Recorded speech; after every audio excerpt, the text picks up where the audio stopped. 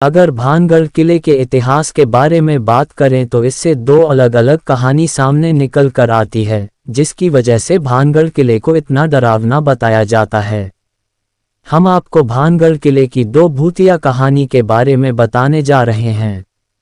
भानगढ़ के किले में एक राजकुमारी रहती थी, जिनका नाम रत्नावती था। रत्नावती इस राज्य में सबसे खूबसूरत महिला के रूप में जानी जाती थी। इनकी खूबसूरती की चर्चा आसपास के राज्य में भी होती थी। इनकी खूबसूरती के कारण हर कोई इनको देखना चाहता था। जब इनकी उम्र 18 वर्ष की थी तभी से उनके लिए विभिन्न राज्यों से राजकुमारों के रिश्ते आने लगे थे। एक बार राजकुमारी अपनी सहेलियों के साथ भानगढ़ बाजार घूमने गई थी। पूरे बाजार में कपड़ों, चूड़ियों तथा अन्य सभी दुकानों पर घूमने के पश्चात वो एक इत्र की दुकान पर पहुंची। राजकुमारी को इत्र बहुत पसंद था, इसलिए वो इत्र की दुकान पर रुक गई। एक इत्र को पसंद करने के बाद उसको महल में भेजने को कहा। राजकुमारी से थोड़ी ही दूरी पर एक व्यक्ति खड़ा था, उसका नाम सिंधिया सेवढ़ा था, जो उस समय का बहुत बड़ा तांत्रिक था, जो राजकुमारी को एकटक निगाहों से देखे जा रहा था।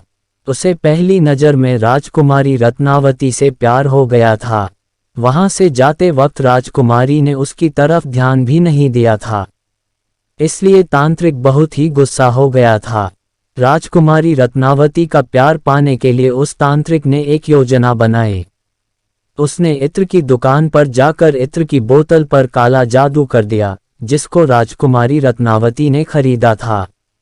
उसने अपने वशीकरण मंत्र उस बोतल पर कर दिया था, जिससे जो भी उस इत्र को लगाता वह उस तांत्रिक के वश में हो जाता, इसके पीछे पीछे चला जाता। लेकिन राजकुमारी रत्नावती को इस बात का पता चल गया और उन्होंने उस इत्र की बोतल को एक चट्टान पर फोड़ दिया।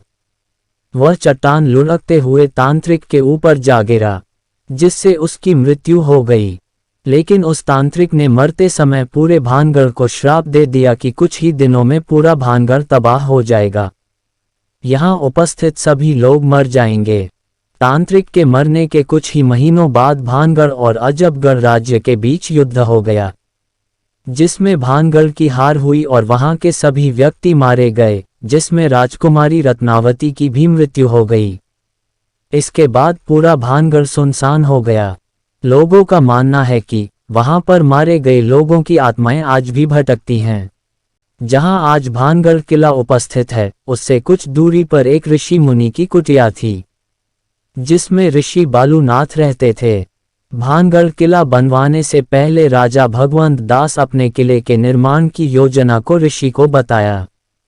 तब ऋषि बालूनाथ ने राजा भगवंत दास को से कहा, आप यहाँ पर किले का निर्माण करवा सकते हैं, लेकिन आपको उस किले की ऊंचाई को इतना रखना होगा कि उस किले की परछाई मेरी कुटिया पर न पड़े, नहीं तो पूरा किला तहस नहस हो जाएगा।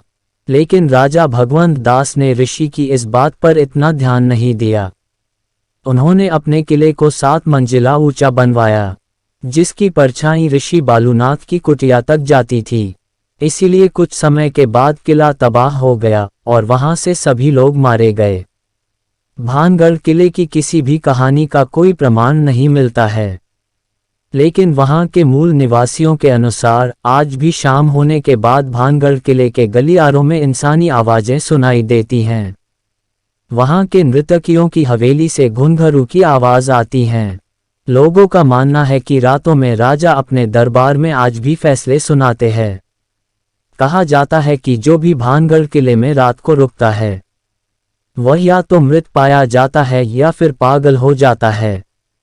ऐसे ही बहुत सी बातों की वजह से भारतीय पुरातत्व विभाग ने सूर्यास्त के बाद किले में प्रवेश करने पर रोक लगा दी है।